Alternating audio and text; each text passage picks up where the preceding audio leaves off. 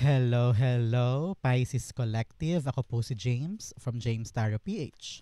Ito po ang inyong December 1 to 7 reading. So let's begin. Inhale and exhale at the center of your reading in your core energy. Meron po kayong the Knight of Swords. Beautiful. In the area of what you need to focus on, meron po kayong the Ten of Swords. Wow, lovely. In the area of what you need, you have the Temperance card. Yes, yes, yes. In the area of what's affecting your current energy, you have the Ace of Pentacles. Beautiful, beautiful. In the area of your near future, meron po kayong the Page of Pentacles. Wow. Dumating lang yung blessing. Eto na, hawak-hawak mo na. Oh. So, you're gonna receive something this time. Wow. I-claim mo to. Claim, claim, claim. In the area of your challenge, meron po kayong Page of Wands. In your fortune, you have the Nine of Pentacles. Yes. Boom, boom, boom. Pera, pera, pera. Congrats po. In the area of your divine messages, you have the King of Wands. Lovely. At ang outcome po for the week, eto po yun mga Pisces. Mamaya sabay-sabay po natin siya bubuksan at the end. But first, thank you muna mga Pisces sa lahat po ng donations po ninyo. Saka po sa mga hindi nag-i-skip ng ads. Naku, sobrang salamat po. Yan lang yung only way para po supportahan nyo ko sa tuwing meron tayong libreng reading for Pisces dito sa ating channel. So thank you for not skipping the ads. So, at the background of your energy, you have the Queen of Pentacles. Wow, money, money, money is here. The energetic abundance ay nakita ko para sa'yo. So, ngayong linggong ito, asahan mo na ikaw yung magko-focus sa pagpapalago ng iyong resources. Maaaring this week, pagtutuunan mo ng pansin ang mga binibenta mo, ang negosyo mo, ang career mo, career growth, kumbaga, pagtaas ng sweldo, o kaya meron kang inaasikasong project this week na alam mong maganda ang kita, mga ganyan. Or this week, you're gonna have this plan para dumami ang kliyente, dumami ang customer, no?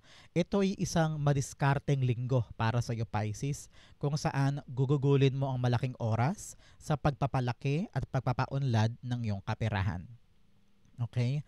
Nakita ko rito, sabi na yung spirit guides, protect what you have. Yung resources mo, yung pera mo, yung ipon mo, yung mga gamit mo, hindi dapat lahat ng tao nakakaalam niyan. Hindi dapat lahat ng tao ay aware sa mga meron ka. Learn to be secretive naman pagdating sa iyong kaperahan at pinagkakakitaan. Hindi lahat ng tao dapat ay nakasalok dyan. Okay? You need to protect them peacefully para tahimik at maayos na tumubo at lumaki. Okay? Napakaganda niyan for you. So, bigyan kita ng card for the week. You have hope. Hope is a beam of light in the darkness. Kung ngayong linggong ito ay maghahanap ka ng mga paraan, maghahanap ka ng diskarte pagdating sa paglago ng pera mo, huwag ka daw mawala ng pag-asa kasi meron at meron ka. Alam mo, kapag lumalabas si Queen of Pentacles, laging pumapasok sa isip ko, hindi ka mawawalan. So kung ikaw ay nag-iisip na, naku, wala akong pera, naku, kapos, hindi. May darating para sumagot dyan sa mga iniisip mong kaperahan. Okay? Good for you. At the center, meron kang Knight of Swords. Si Knight of Swords, sinasabi na yung spirit guides, wag na wag ka magmamadali, pero wag na wag ka ring titigil. Gets mo ba, Pisces? Na parang, sige, kumilos ka, humakbang ka patungo sa mga plano mo, patungo sa mga goals mo, pero wag ka namang bira-bira lang or pabara-bara lang or sugod lang ng sugod nang hindi nag-iisip o hindi nag-i-strategize. You still need to have calculated actions. Dapat bawat hakbang pinag-iisipan, pinagninilay-nilayan, no? Para alam mo kung tama ba o hindi ang kilos na yan. Pero kaakibat nun, sugod pa din sa ating pangarap, no? Huwag bibitawan, huwag hihinto. Pero talagang dapat maging maingat, kumbaga. Pag merong pinaproseso, daanan mo yung proseso, huwag mong biglain, huwag mong iratsyada para lang makuha mo agad yung gusto mo. Kasi sometimes, good things are worth waiting for, diba? At para masiguro mo na tama yung outcome, huwag na huwag kang mamadali. Okay? Clarify natin to. The Knight of Swords. Pa-clarify po, Holy Spirit, Spirit Gods. So, Pisces, since ito po ay weekly reading, ano naman yung mga gusto mong ma-receive sa buhay mo this week. For example, I want to receive blank in my life ngayong linggong ito. I-claim mo yan, isulat mo sa baba, it will happen for you. Okay? Knight of Swords. The Seven of Pentacles. Yes. Matyaga mo daw hintayin yung pagbunga ng isang bagay. Tiba yung mga itlog nililimliman ng manok. Yung mga prutas na kailangan mahinog, pinapatagal sa shelter or hinihintay mo talagang mahinog sa puno, no? Naghihintay ka. So kung gusto mo talagang makuha yung matamis at magandang bunga sa hinihintay mo ngayon, wag na wag mo siyang mamadaliin. Gawin mo lang siya every single day, continue with your energy, with your passion, with your stamina, hanggang sa makuha mo siya. Pero wag na wag mo siyang i-rush, okay? Napaka-importante yan para sa'yo. In the area of what you need to focus on, the Ten of Swords. Hope, pag-asa. Parehong cards na nagsasabi ng pag-asa. No? Bumangon. Tingnan mo yung kamay niya. Yan yung symbol, di ba, ni Santo Niño, para nakaganon. It's all about hope, renewed life, may pag-asa pa, kumbaga. So, kung ikaw daw ngayon, Pisces, ay dumadanas ng stagnancy, paghihirap, struggle, natanggal sa trabaho, nawala ng pera, nalugi, or hindi binayaran ng inutangan, kung ano man yung pangit na naranasan mo, babangon tayo lagi. Okay? Don't lose hope. Laging may pag-asa. Laging may bagong blessing na makukuha ka na magpapabangon sa'yo mula sa painful past mo. Okay? Now, narinig ko, huwag kang makontentong nakahiga lang dyan sa kinalulugmukan mo. Lagi mong piliing bumangon. Okay? Laban lang laban until you win. Huwag mo hayaang manalo ang negativity sa'yo. Okay? Clarify natin yan. That's Ten of Swords. Siya nga pala, Pisces, saan po kayo nanonood nating special reading for today? Comment down po kayo kung saan po kayong parte ng Pilipinas o buong mundo nag-e-enjoy ng ating reading. Ten of Swords. The King of Cups. Yes, now is the right time for you to really find your happiness again. Okay? Panahon to para ibangon mo yung sarili mo at hanapin mo kung ano yung magandang dapat mong pagtuunan ng pansin na bubuo sa iyong buhay. It's all about your fulfillment. It's all about your happiness. It's all about what makes sense. Kung ano yung mga bagay na magbibigay sa iyo ng saysay at buhay, doon ka kumapit. Pamilya, trabaho, pangarap, love life, no? Sila yung kapitan mo para makabangon ka. Sila yung sandalan mo para makayanan mo pang lumarga sa buhay. Because if you have full of love sa puso mo, kayang-kaya mo kahit ano. Okay? Napakaganda nito sa'yo. Pisces, isip mo, isa puso mo para you have the strength pa to fight more. Okay? In the area of what you need, meron po kayong Temperance card. What you need is patience. Sabi ko nga sa inyo kanina, wag ka magmamadali. Wala kang makukuha o maghihita kapag minadali mo ang isang proseso. Baka marami pang komplikasyon na maganap kapag nagmadali ka. So ngayon, ito mga hinihintay mo, magubunga siya at the right time. So there's no need to rush. No? Ibibigay sa iyo to in God's perfect timing. Kaya ngayon, patuloy ka lang kumilos, especially here with the Queen of Pentacles, kung ano yung inaalagaan mo na blessing at opportunity. Kumilos ka lang ng kumilos hanggang sa magkaroon siya ng development at resulta. Huwag mo daw bilangin agad-agad yung outcome. For example, yung ginagawa mo makapagpasa ng project, for example. So, kada araw, kinukulit mo, sabi mo, ano na, okay na ba? So, mamaya babalik ka ulit, okay na ba yan? Okay na ba yan? So, naiirita ka because you want the result na dumating agad-agad. So ngayon, sabi ni Spirit Guides, relax lang. Magkaroon ka ng payapang puso. Darating ka rin daw dyan. Makukuha mo rin yan. Kaya wag mo nang pamayanihin pa yung frustration sa isip at puso mo. Okay? Just believe in God's perfect timing pagdating sa mga inaasikaso mo. Okay? Ang mahalaga, kumikilos ka, tinatrabaho mo siya, naglalaan ka ng effort sa kanya. Okay? Temperance card. The Ten of Wands. Yes, continue doing that hard work because that hard work will pay off soon. No? Lahat naman ng bagay kailangan pagsumikapan, kailangan pagtrabahuhan, kailangan pagpawisan. At nakita ko rito na kung makikita mo lamang Pisces, yung halaga ng effort mo para sa tagumpay ng inaasikaso mo, it will make a difference. Okay? Siguro kailangan nating matutunan na hindi lahat ng bagay ay instant or madalian. Mas masarap ikwento ang tagumpay kapag pinaghirapan. Yun na lang isipin mo this time. Kaya ngayon, maging payapa ang puso mo ha. Mag-relax ka naman. Gawin mo lang kada araw, pero no pressure, no? Sooner than later, makikita mo na lang na, ay, tapos na pala, nandyan na pala, okay na pala. So, mas masarap i-celebrate yun, di ba? So, continue with your dedicated work, continue with your motivational um, effort sa tagumpay na gusto mong makuha. Because sooner than later, meron kang blessing, okay?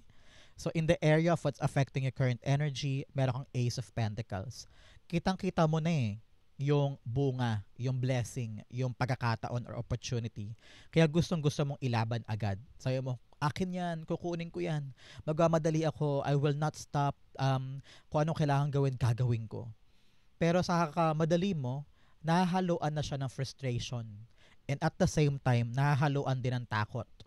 Takot kasi iniisip mo baka habang buhay kang stuck dyan. Iniisip mo na kung hindi ka magmamadali, baka bumaksak ka na naman sa pinanggalingan mo before. No? You're so afraid to go back here, kaya lahat minamadali mo. Pero sabi na yung spirit guides, kapag nakabangon ka na dyan, hindi ka na babalik dyan. So, wag mong katakutan tong pinanggalingan mong pain, kumunoy, sorrow, heartbreak, rejection. Hindi mo makikita sa bilis yung pag-abante ng buhay mo. Sometimes you need to take it slow para sigurado at garantisado yung bungang hinihintay. Okay? Now, with the Ace of Pentacles here, binibigay sa'yo to. Yes, you need to take action. You need to be brave enough para kunin siya, para angkirin siya. Pero dapat daw nakikita mo muna ngayon, Pisces, yung halaga na paghihintay at paghinog ng sitwasyon para sa'yo. Okay? Pero wag ka mag-alala, darating pa rin to sa'yo. Makukuha mo pa rin to. Pero kailangan lang talaga, nakita ko rito, dahan-dahan lang. Wag madaliin. Wag biglain. Wag mo laging hangarin yung ending agad-agad. Because sometimes, kapag sa ending ka lang nakatutok, yung daan patungo doon, baka mamaya mapabayaan mo. At kapag napabayaan mo yun, baka lalo pang lumayo yung ending, di ba? The Ace of Pentacles, clarify natin. The Star card, yes. Star card's all about your hope. Wishes, mga dreams mo, no? Sabi dito, it will come to you. Bunga ito ng wishes mo Meron kang dinasal, Pisces. Meron kang hiningi kay God. Sabi mo, God, akin yun. Ibigay mo please, kitang-kita ko na yung potential para sa akin. Ipagkaloob mo, parang awa mo na. So, sabi dito, manalig ka sa mga prayers mo. Manalig ka sa pangarap mo. Huwag mong sukuan, huwag mong bitawan. Pero dapat aware ka sa mga dapat mong gawin. Sa mga konkretong plano at konkretong aksyon na dapat mong gawin. Nakita ko rito na unti-unti nang bubuti ang buhay mo, Pisces. Kung dati ay hikahos na hikahos o hirap na hirap, pero dahil po sa presensya ni Star Card, ito'y indikasyon na bubuti na ang buhay mo sa pagpasok ng blessing na ito. Kaya kailangan talaga mas maingat ka para ito ay tumagal sa buhay mo. Okay? Napaka-importante niyan. In your near future, meron po kayong Page of Pentacles. Si Page of Pentacles, yes, talaga namang makukuha mo na, mahahawakan mo na, yayakapin mo yung blessing na hinahangad mo pa lang noon pa. At heto ikaw, very, very busy. Kitang-kita ko na you are shining with this new blessing. Parang gamay na gamay mo siya, binubuhos mo yung effort mo. Sabi mo, kailangan ko tong pag-aralan, kailangan ko tong i-extract, kailangan ko tong buhisiing mabuti to make sure na tatagal sa akin ito. Kung ito man ay bagong negosyo, or sideline, or merong kang tawag ito yung parang diskarte na, halimbawa, every weekend, merong kang photography class, or every weekend, pupunta ka sa mall para magtrabaho doon for a week, no? So kung ano man tong mga balak mong gawin, mga sideline or diskarte sa buhay, kailangan talaga ilaan mo yung effort mo dyan. Pakita mo na seryoso ka. Pakita mo na ikaw ay willing matuto para magkaroon ng mahabang bunga ito sa'yo. Okay? Nakikita ko kasi someone parang tumatanggap ka na maraming maraming um, kliyente. Sabi mo, tatanggapin ko to. Sayang din to, kita ko to. Parang ganyan eh. Nakita ko yan sa iyo eh. Napaka maparaan mo. You're taking a lot of opportunity kasi ayaw mo masayang. So eto ka, talagang binubuhos mo lahat dyan. And good for you. This is really good for you. For some of you, nakita ko rito, makukuha mo din yung posisyon or trabahong matagal mo nang pinilahan. At hindi ka makapaniwala na nandito na. I don't know why, naramdaman ko yung overwhelming energy mo na parang, hala, paano to? Nakuha ko na nandito na anong gagawin ko. So ngayon, ikalma mo ang puso mo, ikalma mo ang isip mo, kapag dumating na yung blessing, kaya mo yan. Kailangan mo lang talaga ay maging focused at maging grounded para alam mo yung gagawin mo. Okay? The Page of Pentacles. The Knight of Wands. Yes, Knight of Wands. Sugod lang, laban lang, i-enjoy mo lang. Sabi ko nga, nakita ko talaga yung takot mo, yung kaba, alinlangan na parang, paano ba to? Dumating na yung blessing, dumating na yung opportunity. Teka, hindi ko ata kaya. Kaya ko ba talagang mag-adjust doon? Sino bang mga makakasama ko? Parang ganyan. So, marami kang iniisip. Imbes na namnamin mo na lang yung ang ganda ng balitang dumating na sa'yo yung blessing, di ba? So here, with a Knight of Wands, kayo po yung pinapayuhan ng yung spirit guides na laban lang, sugod lang, enjoyin lang natin to, maganda to. Nakita ko na dito ka mag-excel kasi matututunan mong mahalin to. Parang nakita mo na, dito pala talaga ako. Para sa akin talaga to. So you are now seeing the beauty and the love sa ginagawa mong ito at dito ka talaga uunlad. So congrats po sa inyo, Pisces. In the area of your challenge, you have stubborn. Huwag daw matigas ang ulo. Sabi ko nga sa inyo, huwag na huwag mong mamadali. Bumangon, kalamayan ng emosyon, mahalin mo yung dapat mong mahalin, pahalagahan mo yung dapat mong pahalagahan. Pero kapag may mga tao sa paligid mo ang nagpapayo sa'yo, nagbibigay sa'yo ng moral support or ginigising ka sa mga mali mo aksyon, makinig ka naman. Hindi naman lahat ng gusto mo lang ay tama, no? You need to really have these open ears and then timbangin mo yung mga sinasabi nila para magets mo kung ano ba yung mga messages na dapat mong itama. Okay?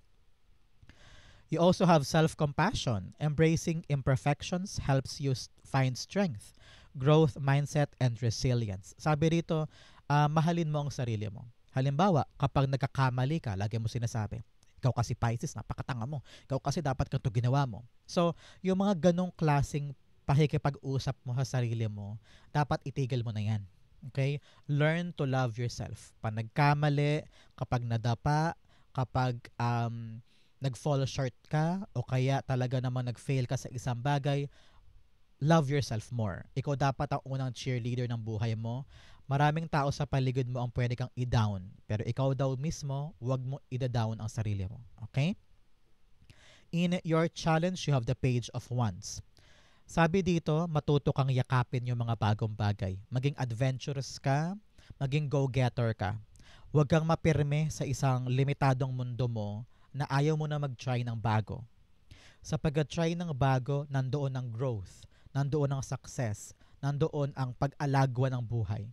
Kung gusto mong umalago ang buhay mo, mag-try ka, sumubok ka, open yourself to new opportunity para makita mo kung ano talaga yung mag-work at kung ano yung hindi at kung ano yung mga posibleng pinto ang magbubukas para sa'yo.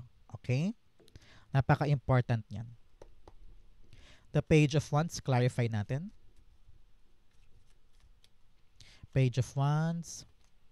The High Priestess. Yes, alam ko marami kang tanong, marami kang duda, alinlangan. Sabi mo, i-accept ko ba yan? Pupuntahan ko ba yan?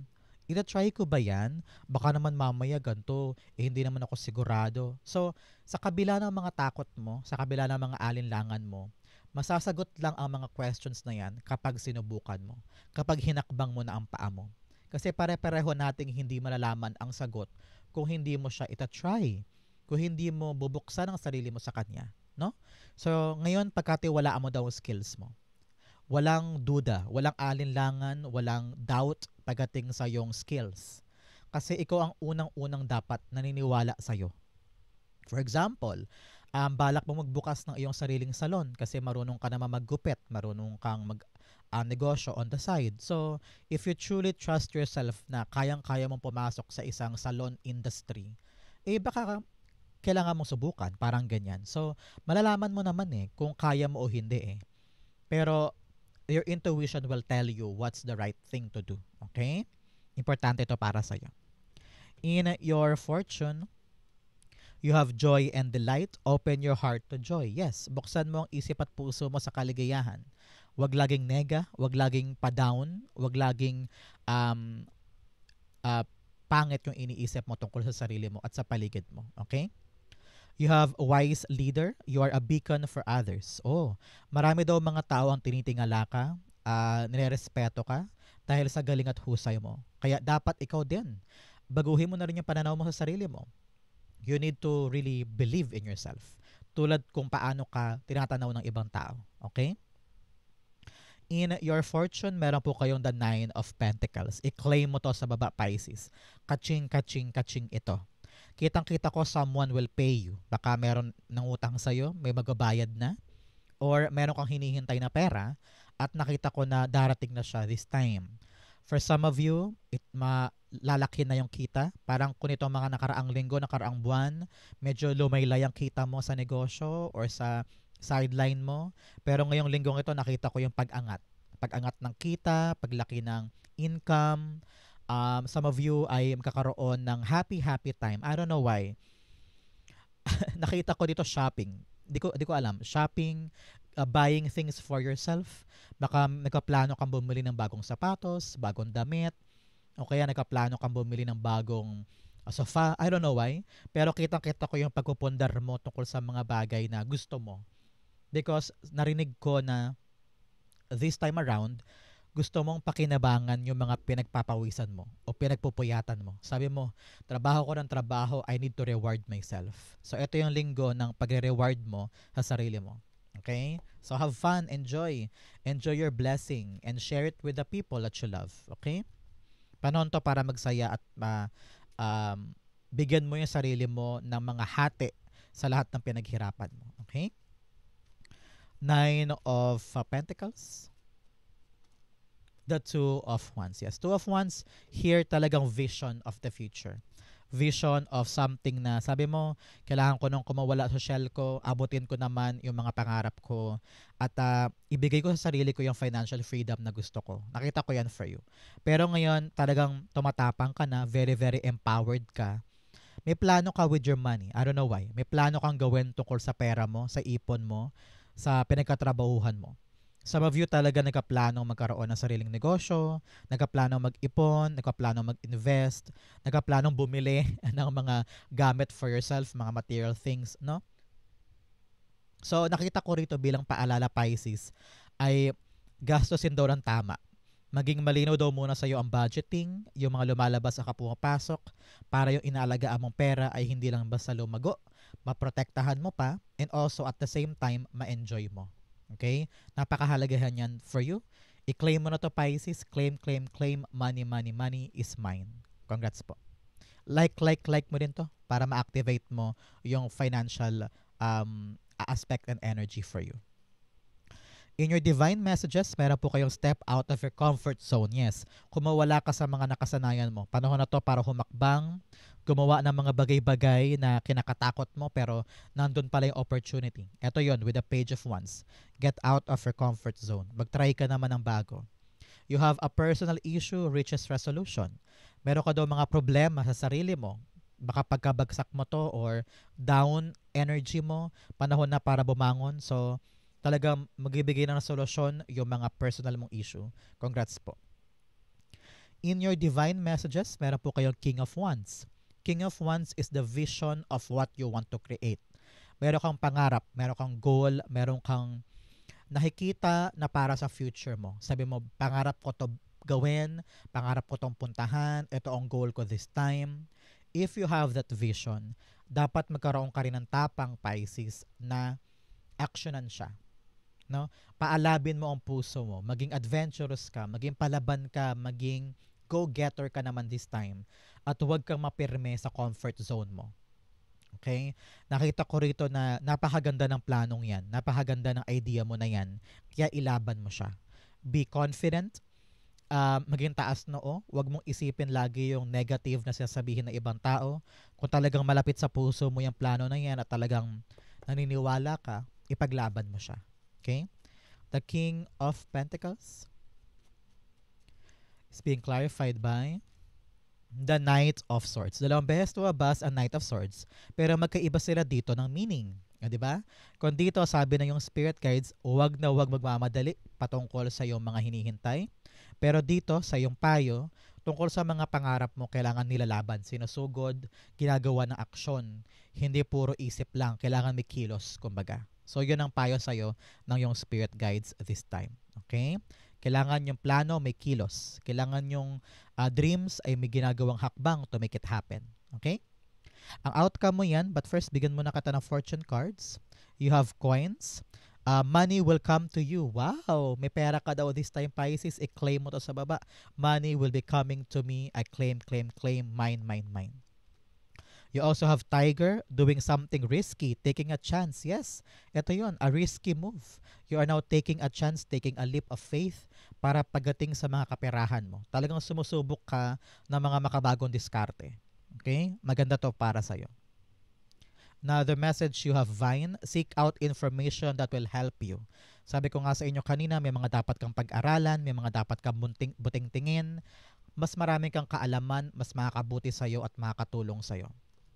Now, the message you have Leg, stepping into a new experience. Yes, mga bagong pagkakataon, mga bagong tulay, mga bagong mundo, mga bagong journey. So, congrats po.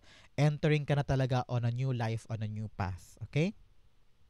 Ang outcome niya po for December 1 to 7, Pisces, ito po yun. You have the Lover's card. Yes. Nakita ko rito, bibigyan mo na ng commitment at paninindigan yung isang choice mo. Sabi mo, babangon na ako, ilalaban ko to, susugod ako sa pangarap ko, hihintayin ko siya. Yung pangarap ko, yung vision ko, I will make it happen. So, you're giving your full commitment sa isang bagay. Ito ay voluntary choice. Talagang pinili mo to, niyakap mo to, papanindigan mo, kumbaga. Maaring pag-ibig, maaring pangarap, maaring karera or negosyo, kung ano man tong papaningan mo at pipiliin mo, kailangan talaga malinaw sa isip mo, Pisces, na ito talaga ay gusto mo. Kasi hindi naman pwedeng atras-abante ka dito or nag-fluctuate ang performance mo, di ba? Once na mag-commit ka dito, talagang kailangan nandoon ka giving your full effort. Para lumago, para lumaki, para tumagal sa buhay mo. Kailangan daw itong alagaan, panindigan, at araw-araw na ilaan ang iyong responsibilidad sa Kanya. Kumbaga, obligasyon mo na yan for you to have abundance, for you to achieve your dreams and goals. Okay? The Lover's card. Dalawa, kunin natin. Temperance card, yes, divine timing. Talaga nakatadhana ito para sa'yo. So, pinapayuhan kayo na yung spirit guides na relax lang, dahan-dahan lang. Huwag mo madaliin yung proseso because iyo na yan. Okay? Sa'yo yan. And then, you have the Ace of Wands. Talaga namang bagong buhay, bagong pagkakataon ito. Out with the old, in with the new. Sabi na yung spirit guides, makakaisip ka daw ng mga bagong plano, mga bagong idea, na magpapakiliti sa'yo na parang, uy, try natin yun. Parang pwede to parang mga ganyan. So, spark of an idea will push you na maging committed ka sa isang bagay. At dito ka gugugol na maraming oras, hard work, atensyon, na kinakailangan na mahabang pasensya kasi talaga namang ito yung magiging bagong yugto ng buhay mo moving forward. So congrats po sa mga bagong yayakapin, sa mga bagong papanindigan, at sa mga pag-aasikaso niyan kasi napaka-fruitful nito para sa'yo moving forward. Okay? Sa Pisces, yan po ang inyong December 1 to 7. Sana po yung nakaresonate ka. Comment down below. Babasahin ko po yan. Thank you again for watching hanggang dulo, Pisces. I love you. This has been James for James Tarot PH. God bless everybody.